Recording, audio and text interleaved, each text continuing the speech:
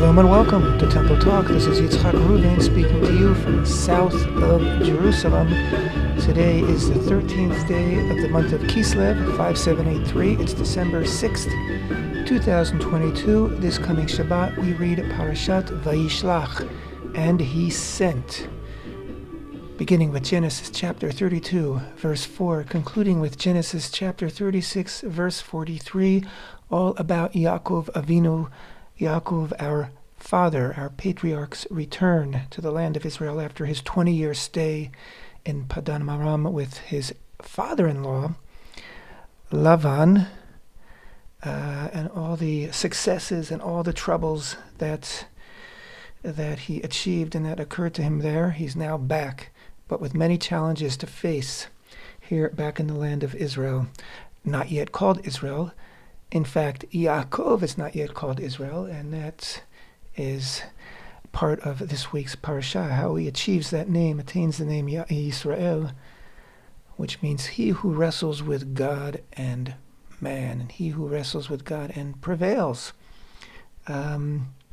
So, before we talk about the parasha, I just want to say a few words about Har HaBayit, about the Temple Mount.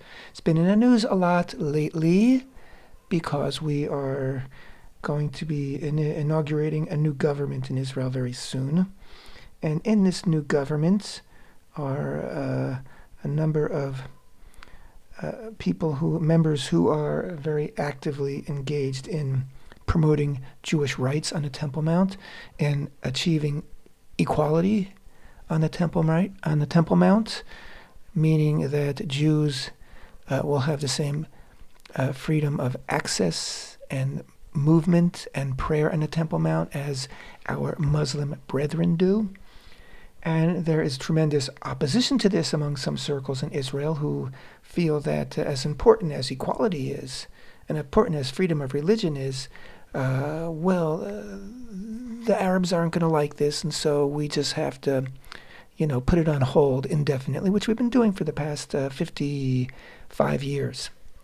Since the Temple Mount was liberated in 1967. And in fact, from around the world, government officials are warning Israel to not change the, quote, status quo in the Temple Mount. This status quo, which is not a status quo, there's nothing static about it. The Muslims have been doing whatever they want to do in the Temple Mount, whether it's building more mosques, whether it's having terror-supporting rallies, whether it's having riots, whether as today or yesterday was filmed on the Temple Mount, a bunch of Arabs chanting death to the Jews. And that's the status quo as they see it. And the flip side of that status quo is that the Jews have practically no rights, very limited access to the Temple Mount, limited in terms of hours a week, which adds up to about, 25 hours a week maybe, and access of where Jews can go, and also limitation of prayer, even though today, thank God, we have achieved prayer in the Temple Mount, but it's still under the watchful eye of the police, who can at any point, depending how they're feeling, intervene and try to stop you. And of course, it's only in certain places. And so, yes, we would like to expand our limited rights and put them on equal footing with the Muslims. After all, the Temple Mount is the holiest site on earth for Jews, and it has been for well over 3,000 years, twice as long as it has been the, quote, third holiest place for Muslims. And it's only a holy place for Muslim because it is a holy place for the Jews. Otherwise, that location, that place would have zero status, zero attention for the Muslims, whether it's sincere religious intention or whether it's cynical political intention. So anyway, even the United States, the bastion of freedom, of democracy, the United States, which was in its constitution states, freedom of religion for all, freedom of worship. The United States is warning Israel against allowing Jews to pray in the Temple Mount, which is so cynical and so cowardly. It's just revolting. I mean, we have a word for it in Hebrew. It's called chutzpah, and I'm sure you all know what chutzpah means. Nerve, gall.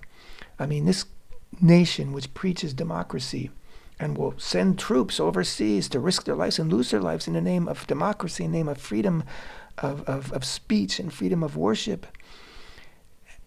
is telling Israel, a democracy, a fellow democracy, telling Israel, no, don't allow prayer in the Temple Mount for Jews.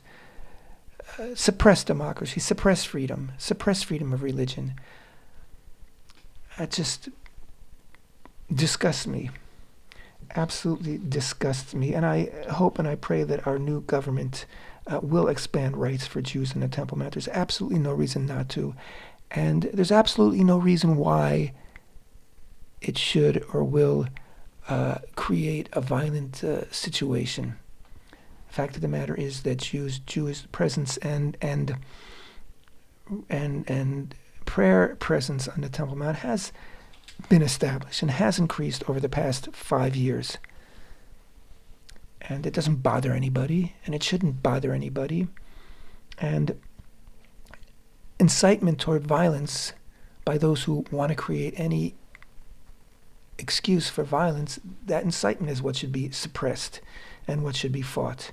And the people who are inciting to violence and the people who are engaging in violence out of opposition to any Jewish presence on the Temple Mount, any Jewish presence in the land of Israel, come on, let's face it, whether it's Jerusalem or Tel Aviv, those are the ones who should be suppressed and who should be brought before a judge and judged properly for their incitement to violence and for their violence. Anyway, that's what I have to say about that. I felt it was important to address that because it will be a situation that will be, the Temple Mount always is,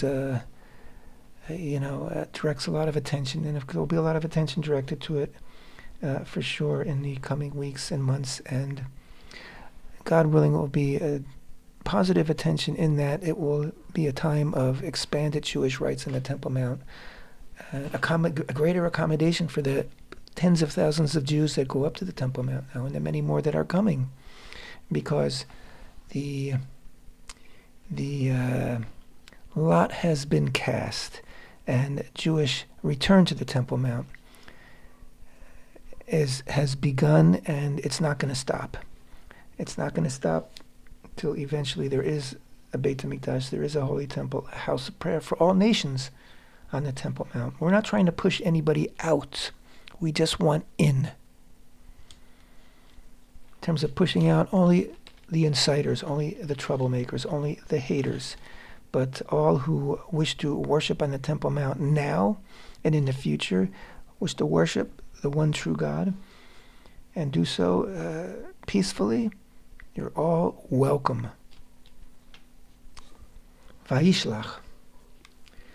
This week's parasha, Yaakov, as we read last week in Vayetze, he had to flee from the land of Canaan, Israel.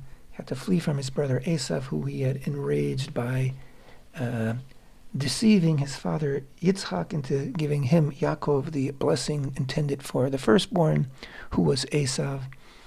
And Esau was enraged by this, and he swore that my father dies, I will kill my brother.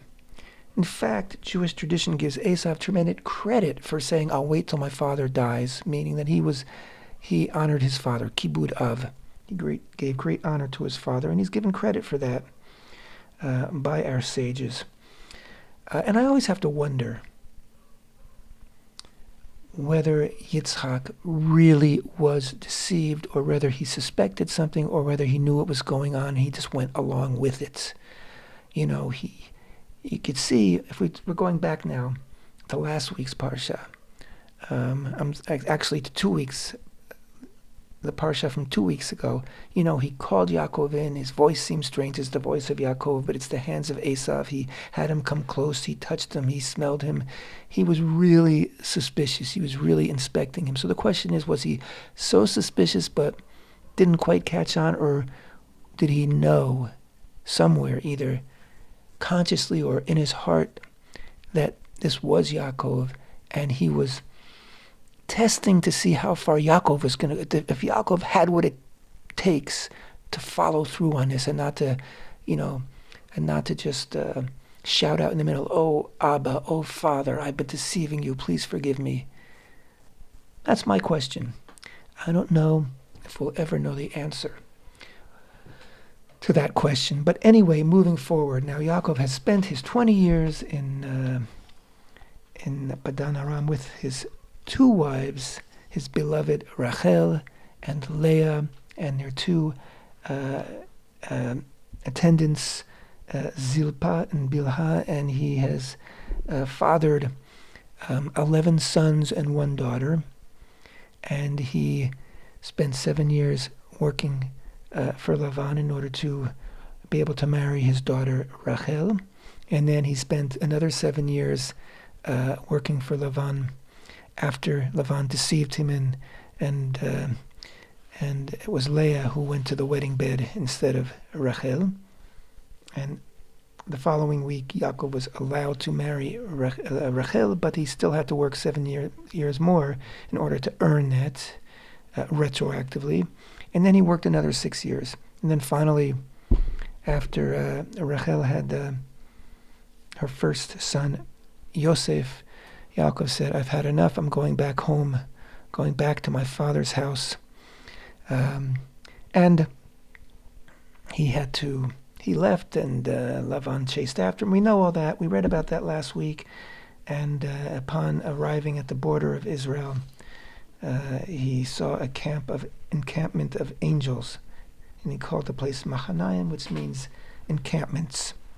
And then we get to this week's parsha, this week's Torah reading, chapter 32, verse 4. It begins, and we'll read a few lines first in Hebrew, then in English. Vayishlach Yaakov malachim lefanav el Esav achiv arza seir sede Edom vayetzav otam lemor ko tomrun ladoni leEsav ko amar avdecha Yaakov im Lavan gartiv acher va'echar adata vayehi li shor v'chamor tzon ve'eved v'shifcha ואשלחה להגיד לאדוני למצוחן בעיניך.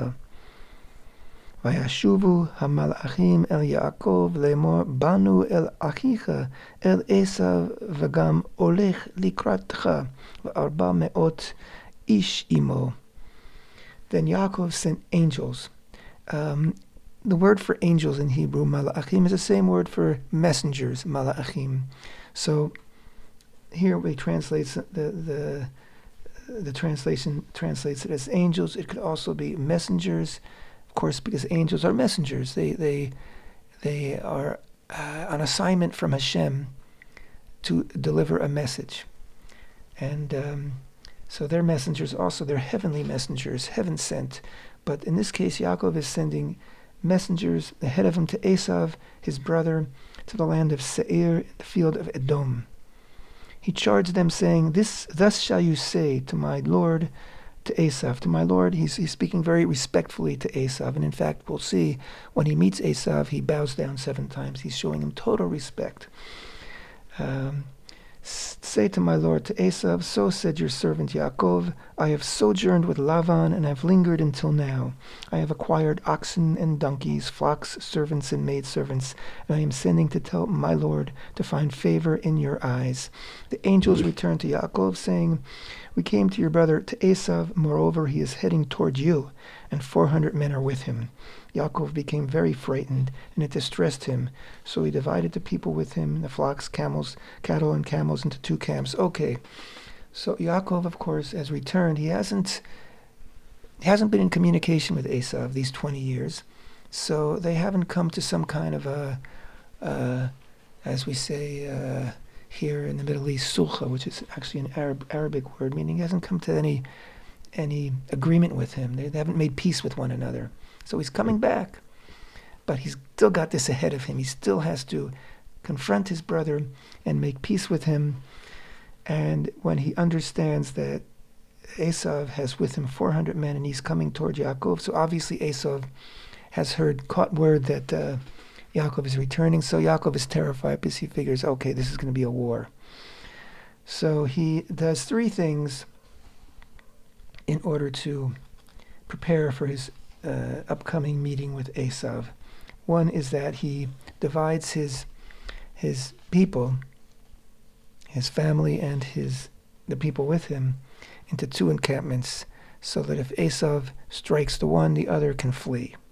Secondly, he prepares many gifts for Esau in order to soften him, in order to appease him. And thirdly, he prays to Hashem. And that prayer is like this.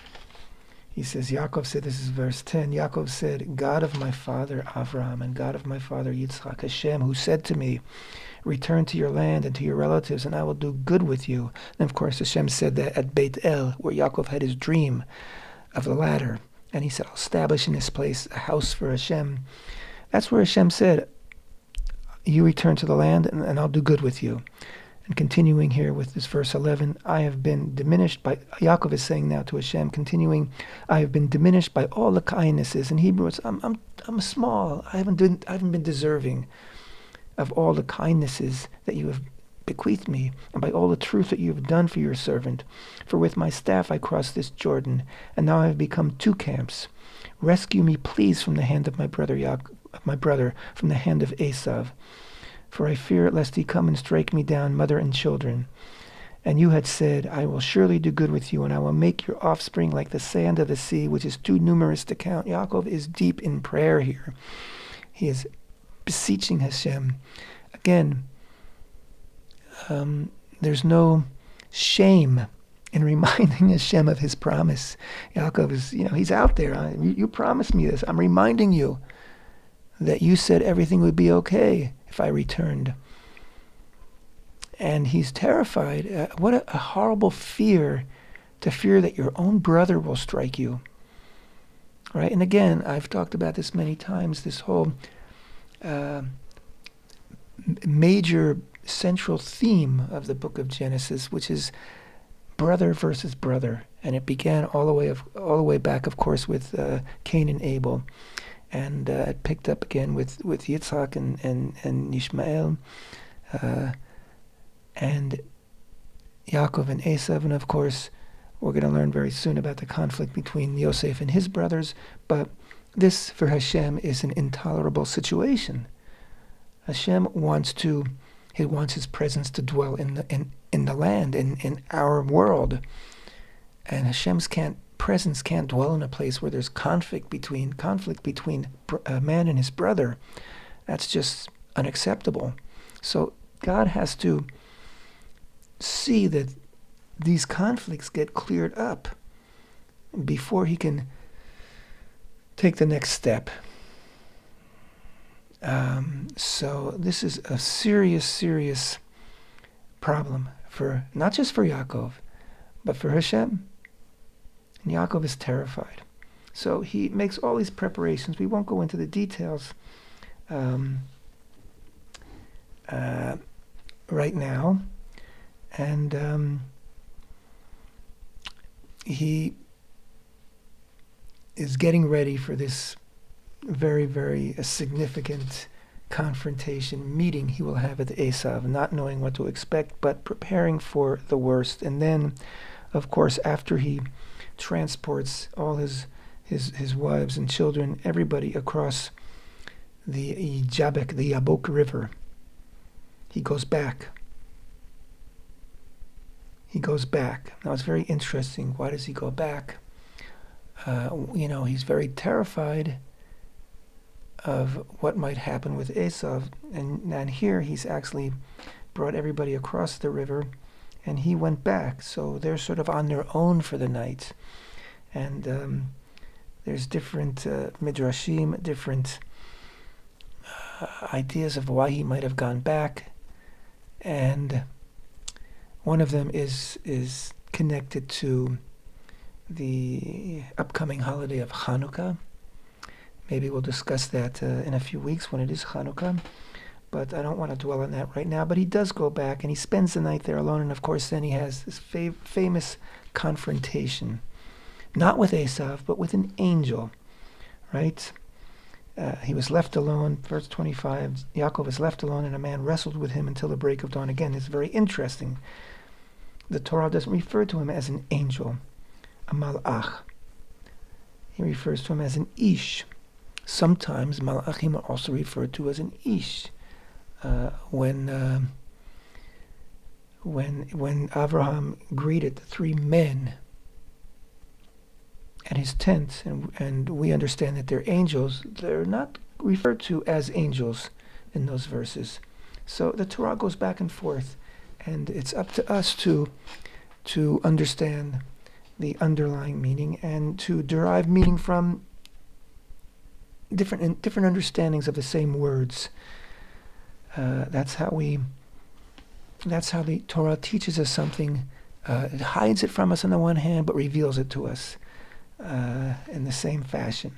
So he wrestled, was left alone, and a man wrestled with him until the break of dawn. When he perceived that he could not overcome him, he struck the socket of his hip. So the angel perceived that he wasn't going to win this battle with Yaakov. This wrestling match, which described as a physical wrestling match. And so he struck the socket of his hip. He struck Yaakov in his nerve. And so his hip socket was dislocated as he wrestled with him. Then the angel said, "Let me go, for dawn has broken." Right? The angel has to end this now. Our sages, again, Midrash, tell us that it was time for the morning prayer, morning praise, morning songs to Hashem, and he needed to be amongst the other angels singing Hashem's praises. So he needed to leave after not being able to overcome Yaakov. And so he said, "Let me go, for dawn is broken." And Yaakov said, "I will not let you go unless you bless me." And the angel, said to him, "What is your name?" He replied, "Yaakov." And he said, "No longer will it be said that your name is Yaakov, but Israel, Yisrael. For you have striven with the divine and with man and have overcome." I'll say that in English. Vayomer od shimcha ki im Israel ki sarita im Elokim ve'im anashim vatuchal. You have striven with the divine and with man and have overcome. So he's striven with the divine right now, with an angel of Hashem, and with man, and has overcome. So he has striven with man and has overcome. Maybe this is also a nevuah. Maybe this is also a prediction, a blessing that you will overcome your struggle with Esau and with others. Or maybe he's referring to himself as the man, since he was referred to as a man earlier, as we said a moment ago.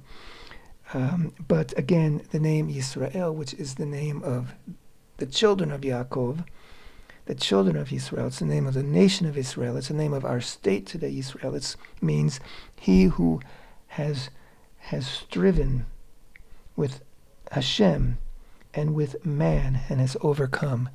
What a name, what a blessing, and what a beautiful, succinct definition of what it means to be Bnei Yisrael, is to be a son of Yisrael, is to be a Jew.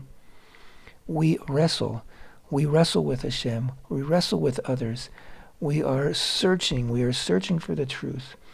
We are searching to make this place, we are striving to make this world a place for Hashem to dwell in. And that requires wrestling with our own selves, wrestling with our own thoughts, our own ideals, our own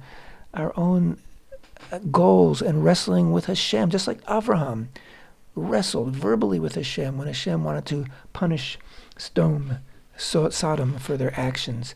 And Abraham said, "Wait a minute, what if there are righteous people there?" We have a tradition. This is how we interact with Hashem. We don't just take orders. We're not simply passive. We wrestle with Hashem. We question Hashem.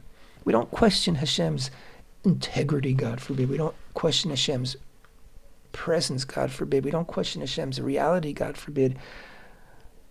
But we question our relationship. We question our give and take. We have a say. We have a say in the matter. It's a we're not equals. We're tiny. It's like Yaakov said, who am I? I'm so small, and you have granted me such blessings, such kindnesses. But in terms of a partnership, we need one another. And in that respect, in that regard, we're equal. We're on an equal footing, which is a tremendous, tremendous blessing. It's a tremendous statement of Hashem's trust and faith in us. Because of course we have faith and trust in Hashem. But if Hashem can't have faith and trust in us, then what is it all worth? So right here, it pretty much says all we'll ever need to know about what it means to be a son of Israel, what it means to be part of the nation of Israel, what it means to be a Jew. That's it. We're wrestlers. And so after that moment, then Yaakov inquired of the angel, and he said to him, divulge, if you please, your name. And he said, why do you inquire of my name? And he blessed him there. So he didn't tell him his name. Why did Yaakov want to know? It's very interesting. Again, there are midrashim. I don't want to dwell on them at the moment. But then we're told, so Yaakov called the name of the place Peniel, for I have seen the divine face to face, yet my life was spared. Peniel means the face of, or the faces of, because the word for face in Hebrew, panim, is actually plural. The face of God.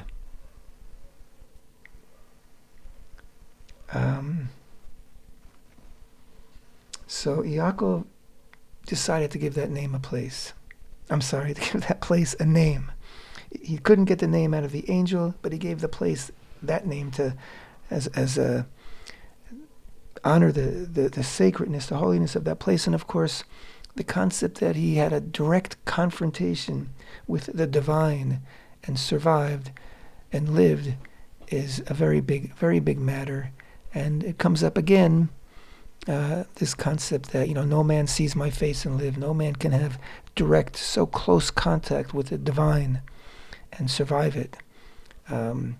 But we have certain instances where there is this intimate struggle, this intimate face-to-face between man and God.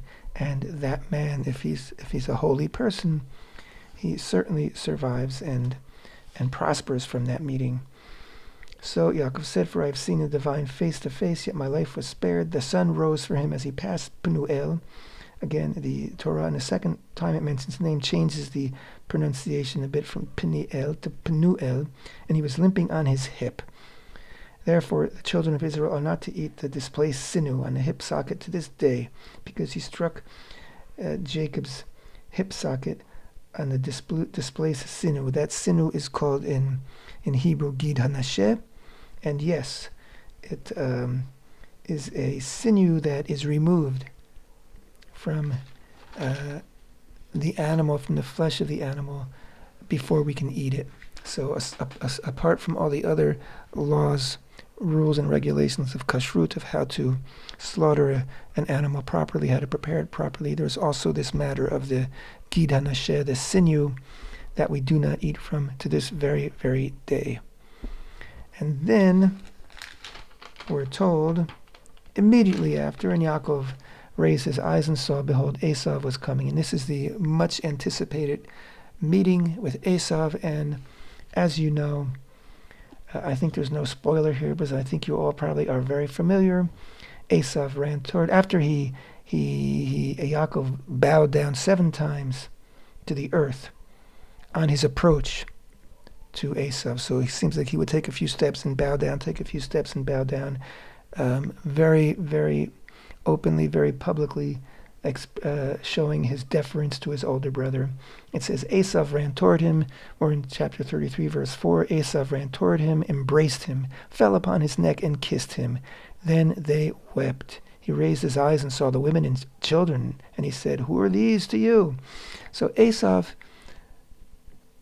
unexpectedly, remarkably, instead of running toward Yaakov and raising a sword or trying to strangle him or whatever, he ran toward him, embraced him, and fell on his neck and kissed him. And he asked, Who are all these children?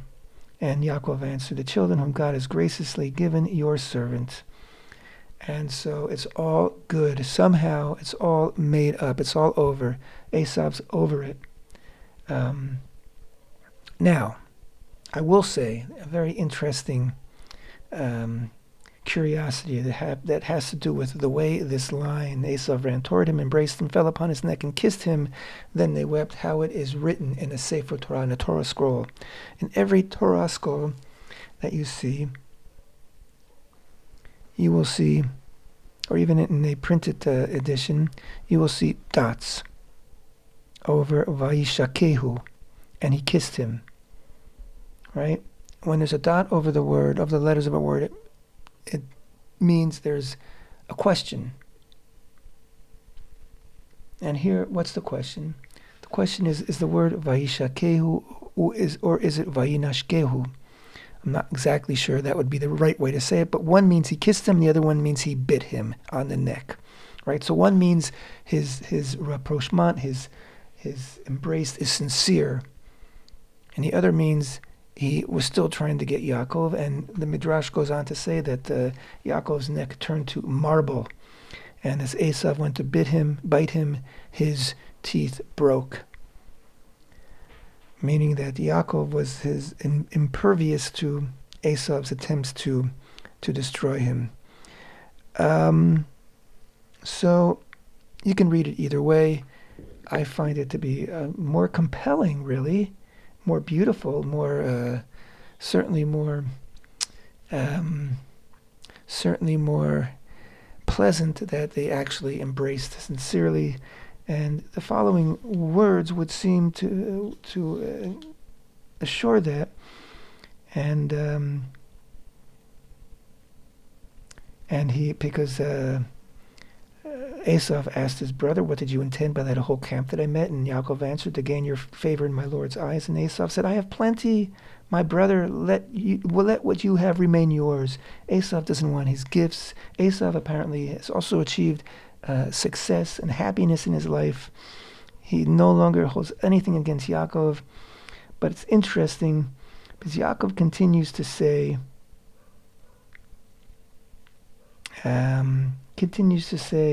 No, I beg of you, if I have now found favor in your eyes, then accept my tribute from me, inasmuch as I have seen in your face, which is like seeing the face of the divine being, which he makes a connection between his wrestling with the angel and seeing Esau, and you were appeased by me. Please accept my gift which was brought to you, inasmuch as God has been gracious to me, and inasmuch as I have everything. I have everything. Yaakov is wanting in nothing. God has blessed him. He urged him, and he accepted. But in Hebrew, I just want to mention something in Hebrew, where it says, where I read, please accept my gift. The Hebrew word that is translated here as gift is birchati, which means my blessing. So what does he mean by that? Does he mean, I want to bless you, Esau, I want to bless you, you should be good, you should be well, you should prosper, you should be healthy, you should have much joy in your life? Or is he saying, take my blessing, the blessing that our father gave me and not you, take it? Is Yaakov relinquishing the blessing in a manner of speaking? Because he's been reassured that he has Hashem's blessing for all eternity, and he is sharing the blessing with Esau. I'm going to leave that as a question, because here's the music. It's been wonderful speaking to you all. I hope you have enjoyed it. Thank you very much. Temple Talk.